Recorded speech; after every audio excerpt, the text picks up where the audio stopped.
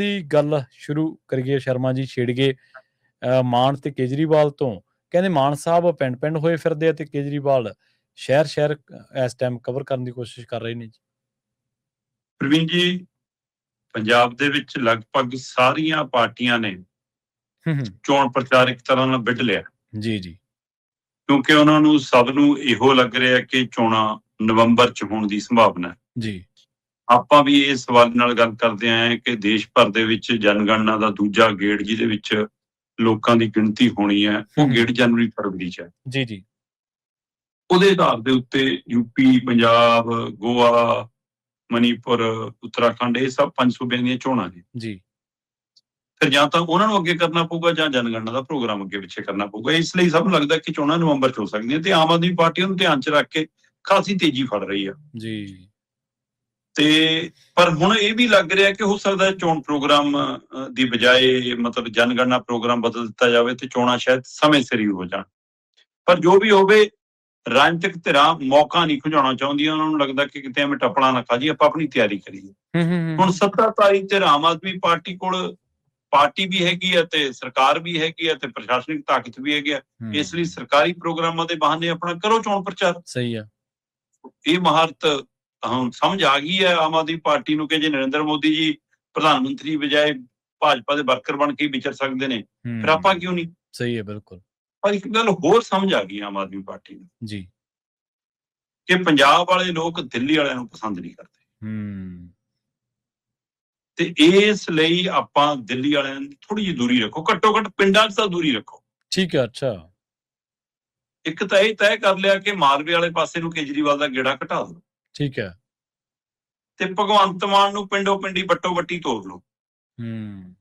ਪਿੰਡ 'ਚ ਮੰਜਾ ਡਾ ਲਵੇ ਭਗਵੰਤ ਮਾਨ, ਜਾ ਕੇ ਕਿਸੇ ਤਖਤ ਪੋਸਟ ਤੇ ਬਹਿ ਜਾਵੇ, ਕਿਸੇ ਥੜੇ ਤੇ ਬਹਿ ਜਾਵੇ, ਚੌਂਤਰੇ ਤੇ ਬਹਿ ਜਾਵੇ, ਪਿੱਪਲ ਥੱਲੇ ਬਹਿ ਜਾਵੇ, ਸੱਥ 'ਚ ਬਹਿ ਜਾਵੇ, ਹੈਨਾ, ਕਿਸੇ ਮੋਟਰ ਤੇ ਬਹਿ ਜਾਵੇ। ਚਲੋ ਜੀ, ਤੋਰੀ ਰੱਖੋ। ਸੋ ਕੰਮ ਸ਼ੁਰੂ ਕਰਤਾ ਜੀ। ਇਹ ਤੈਅ ਨੀਤੀ ਤਹਿਤ ਹੈ ਕਿ ਭਗਵੰਤ ਮਾਨ ਪਿੰਡਾਂ 'ਚ ਪ੍ਰਚਾਰ ਕਰਨਗੇ, ਕੇਜਰੀਵਾਲ ਸ਼ਹਿਰਾਂ ਦਾ ਰੁਖ ਕਰਨਗੇ, ਸ਼ਹਿਰੀ ਵਰਗ ਨੂੰ ਭਰਮਾਉਣ ਦੀ ਕੋਸ਼ਿਸ਼ ਕਰਨਗੇ ਤੇ ਠੀਕ ਹੈ, ਉੱਥੇ ਨਾਲ ਭਗਵੰਤ ਮਾਨ ਹੋਣਗੇ। ਪਹਿਲੀ ਗੱਲ ਤਾਂ ਇਹ ਹੈ ਕਿ ਭਗਵੰਤ ਮਾਨ ਨੇ ਇਸ ਲੜੀ ਤਹਿਤ ਪ੍ਰੋਗਰਾਮ ਸ਼ੁਰੂ ਕਰਤੇ। ਕਈ ਕਸਬਿਆਂ, ਪਿੰਡਾਂ ਦੇ ਵਿੱਚ ਉਹਨਾਂ ਨੇ ਬਕਾਇਦਾ ਤੌਰ ਤੇ ਵੱਡੇ ਇਕੱਠ ਕਰਕੇ, ਹੈਨਾ, ਲੰਘੇ ਦਿਨੀ ਵੀਕਐਂਡ ਦੇ ਉੱਤੇ ਸਾਡੇ ਪਿੰਡ ਵੀ ਮੁੱਖ ਮੰਤਰੀ ਸਾਹਿਬ ਗਏ ਸੀ, ਹੈਨਾ, ਤੇ ਉੱਥੇ ਵੀ ਉਹਨਾਂ ਨੇ ਸੋਹਣਾ ਮਜਬਾ ਲਾਇਆ। ਪਿੱਪਲਾ ਦੇ ਪੱਤਿਆ ਕੀ ਖੜਖੜ ਲਾਈ ਆ। ਉੱਥੇ ਇੱਕ ਬਰੋਟਾ ਸਾਡੇ ਉੱਥੇ ਪਿੱਪਲ ਹੈ ਤੇ ਉਹਦੇ ਥੱਲੇ ਹਮੇਸ਼ਾ ਵੱਡਾ ਇਕੱਠ ਹੁੰਦਾ, ਸਾਂਝੀ ਥਾਂ ਸਾਡਾ, ਹੈ ਨਾ, ਜੀ ਜੀ, ਉਸ ਥਾਂ ਦੇ ਉੱਤੇ ਕਿ ਲਓ ਜੀ, ਇੱਥੇ ਤਾਂ ਪਤਾ ਨਹੀਂ ਕਿੰਨੇ ਕਿੰਨੇ ਲੀਡਰ ਬੋਲ ਕੇ ਚਲੇ ਗਏ ਉਹਨੇ। ਅੱਛਾ, ਲੈ ਬੀਬੀ ਤੂੰ ਆ ਗਈ, ਦੱਸ ਇਕੱਠੇ ਪਾ ਦੇਵਾਂ 3 ਮਹੀਨਿਆਂ ਦੇ ਕਿ 2 ਮਹੀਨਿਆਂ ਦੇ, ਕੀ ਲਏਂਗੀ? ਤਾਂ ਸੂਟ ਲਏਂਗੀ, ਅਗਲੇ ਮਹੀਨੇ ਕੀ ਲਏਂਗੀ? ਲੈ ਅੱਛਾ, ਮੇਕਅਪ ਦਾ ਸਮਾਨ ਲਏਂਗੀ, ਲੈ ਬੀਬੀ 3 ਮਹੀਨੇ ਦਾ ਮੈਂ ਕਰਤਾ ਐਲਾਨ ਚਨਾਸਲ 'ਚ ਖੜ ਕੇ। ਸਹੀ ਹੈ। ਚਲੋ, ਹੁਣ ਉਹ ਬੀਬੀ ਸਾਡੇ ਪਿੰਡ ਦੀ ਨਹੀਂ, ਦੇਖ ਲਓ, ਗਏ ਸਾਡੇ ਪਿੰਡੋਂ ਸੀ। ਇਹਦਾ ਮਤਲਬ PR ਕੰਪਨੀ ਸੀ ਜਾਂ ਕਿਸੇ ਨਾਲ ਦੇ ਪਿੰਡ ਤੋਂ। ਚਲੋ ਸਹਿਜ ਭਾਈ, ਵੈਸੇ ਆਲੇ ਦੁਆਲੇ ਦੇ ਪਿੰਡਾਂ ਦੇ ਲੋਕ ਵੀ ਆਏ ਨੇ, ਹੈਨਾ, ਪਰ ਤੁਸੀਂ ਝਾਤ ਮਾਰ ਕੇ ਦੇਖੋ, ਮੁਰਲੀਆਂ 3-4 ਲਾਈਨਾਂ 'ਚ ਤਾਂ ਨਾਭੀ ਪੱਗਾਂ ਹੀ ਹੁੰਦੀਆਂ। ਜੀ ਜੀ, ਸਹੀ ਹੈ। ਉਹ ਘੇਰਾਬੰਦੀ 'ਚ ਵੀ। ਇਹਦਾ ਮਤਲਬ ਤੰਤਰ ਸਾਰਾ ਸਰਕਾਰੀ ਤੌਰ ਦੇ ਉੱਤੇ ਇੱਕ ਪ੍ਰਕਿਰਿਆ ਤਹਿਤ ਤਿਆਰੀ ਹੈ ਕਿ ਆਪਾਂ ਕਿਵੇਂ ਪਿੰਡਾਂ 'ਚ ਪ੍ਰਚਾਰ ਕਰਨਾ। ਇਹ ਗੱਲ ਆਮ ਆਦਮੀ ਪਾਰਟੀ ਵੀ ਜਾਣਦੀ ਹੈ, ਇਹ ਗੱਲ ਵਿਰੋਧੀ ਧਿਰਾਂ ਬਾਕੀ ਦਲ ਵੀ ਜਾਣਦੇ ਨੇ ਜੀ ਕਿ ਭਗਵੰਤ ਮਾਨ ਨੂੰ ਮਤਲਬ ਕਿ ਲੋਕਾਂ ਦੀ ਭਾਸ਼ਾ 'ਚ ਗੱਲ ਕਰਨੀ ਆਉਂਦੀ ਆ, ਲੋਕਾਂ ਦੇ ਅੰਦਾਜ਼ 'ਚ ਗੱਲ ਕਰਨੀ ਆਉਂਦੀ ਆ, ਉਹਨਾਂ ਦੇ ਵਰਗੇ ਬਣ ਕੇ ਗੱਲ ਕਰਨੀ ਆਉਂਦੀ ਆ ਜੀ। ਤੇ ਉਹ ਕਲਾਕਾਰ ਵੀ ਹੈਗਾ ਤੇ ਪੇਂਡੂ ਖੇਤਰ ਨਾਲ ਵੀ ਸੰਬੰਧ ਰੱਖਦਾ ਤੇ ਇਸ ਲਈ ਉਹਦੇ ਕੋਲ ਇਹ ਦੋਹਰੀ ਪਕੜ ਹੈ ਜਿਹੜੀ ਹੋਰ ਧਿਰ ਕੋਲ, ਕਿਸੇ ਲੀਡਰ ਕੋਲ ਨਹੀਂ ਹੈ। ਸਹੀ ਹੈ, ਬਿਲਕੁਲ। ਇਸ ਪਕੜ ਦੇ ਨਾਲ ਨਾਲ ਭਗਵੰਤ ਮਾਨ ਕਈ ਵਾਰ ਆਪਣਾ ਲੈਵਲ ਸ਼ਬਦਾਂ ਦਾ ਬਹੁਤ ਥੱਲੇ ਲੈ ਜਾਂਦੇ। ਸਹੀ ਹੈ। ਉਹ ਜਦੋਂ ਕਿ ਇਹਨਾਂ ਦੀ ਕਮਜ਼ੋਰੀ ਬਣਦੀ ਜਾ ਰਹੀ ਹੈ, ਉਹ ਤੋਂ ਬਚਣ ਦੀ ਲੋੜ ਸੀ।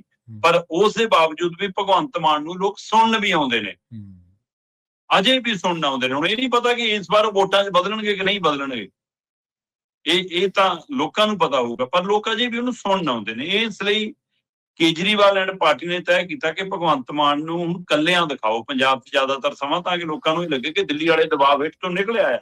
ਠੀਕ ਆ, ਅੱਛਾ, ਪ੍ਰਭਾਵ ਸਿਰ ਇਹ ਪੇਸ਼ਕਾਰੀ ਦੀ ਕੋਸ਼ਿਸ਼ ਹੈ, ਜਦੋਂ ਕਿ ਹਕੀਕਤ ਸਾਰਿਆਂ ਨੂੰ ਪਤਾ ਹੈ ਕਿ ਅਜੇ ਵੀ ਕੰਟਰੋਲ ਦਿੱਲੀ ਕੋਲੇ ਹੈ ਜੀ। ਇਹ ਵੱਖਰੀ ਗੱਲ ਹੈ ਕਿ ਸੰਜੇ ਸਿੰਘ ਦੁਰਗੇਸ਼ ਪਾਠਕ ਤੋਰੇ ਤਾਂ ਰਾਘਵ ਚੱਡਾ ਭੇਜਤਾ, ਰਾਘਵ ਚੱਡਾ ਤੋਰਿਆ ਤਾਂ ਸੰਦੀਪ ਪਾਠਕ ਭੇਜਤਾ, ਸੰਦੀਪ ਪਾਠਕ ਤੋਰਿਆ ਤਾਂ ਵਿਵੇਕ ਕੁਮਾਰ ਤੋਰਤਾ, ਬਿਪਕ ਕੁਮਾਰ ਦੇ ਮਗਰੇ ਸਤਿੰਦਰ ਜੈਨ, ਮਨੀਸ਼ ਸਿਸੋਦੀਆ ਤੌਰ ਤੇ ਹੁਣ ਥੋੜੇ ਜਿਹੇ ਉਹਨਾਂ ਦੇ ਵੀ ਪਰ ਪੁੱਤਰ ਹੋ ਗਏ ਇੱਥੇ, ਹੈ ਨਾ, ਜਿੱਦਾਂ ਦੇ ਕੁੜੀਆਂ ਨੇ ਝਾੜ ਝੰਬ ਕੀਤੀ ਆ ਮਨੀਸ਼ ਸਿਸੋਦੀਆ ਦੀ, ਤੇ ਪਰ ਕੇਜਰੀਵਾਲ ਤੁਰੇ ਫਿਰਦੇ ਨੇ।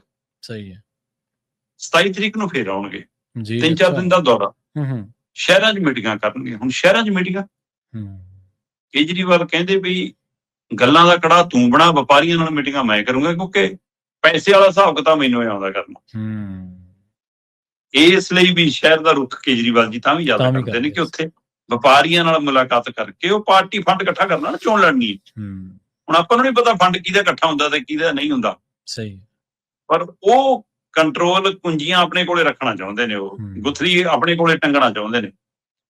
ਕਿ ਇਸ ਲਈ ਮਤਲਬ ਕੇਜਰੀਵਾਲ ਨੇ ਉਹ ਵੀ ਰਾਹ ਚੁਣਿਆ। ਸੋ ਇਹ ਨੀਤੀ ਤਹਿਤ, ਇੱਕ ਚੋਣ ਪ੍ਰਚਾਰ ਦੀ ਨੀਤੀ ਤਹਿਤ ਆਮ ਆਦਮੀ ਪਾਰਟੀ ਨੇ ਤੈਅ ਕੀਤਾ ਕਿ ਪਿੰਡਾਂ ਦੇ ਖੇਤਰਾਂ 'ਚ ਭਗਵੰਤ ਮਾਨ ਤੇ ਸ਼ਹਿਰਾਂ ਖੇਤਰਾਂ 'ਚ ਕੇਜਰੀਵਾਲ ਵਿਚਰਨਗੇ। ਇਸ ਤਰੀਕੇ ਨਾਲ ਉਹਨਾਂ ਨੇ ਆਪਣਾ ਚੋਣ ਪ੍ਰਚਾਰ ਵਿੱਢ ਲਿਆ ਜੀ। ਹੁਣ ਇਹਨੂੰ ਬੂਰ ਕਿੰਨਾ ਕੁ ਪੈਂਦਾ, ਇਹ ਤਾਂ ਆਉਣ ਵਾਲਾ ਸਮਾਂ ਹੀ ਦੱਸੂਗਾ ਸ਼ਰਮਾ ਜੀ।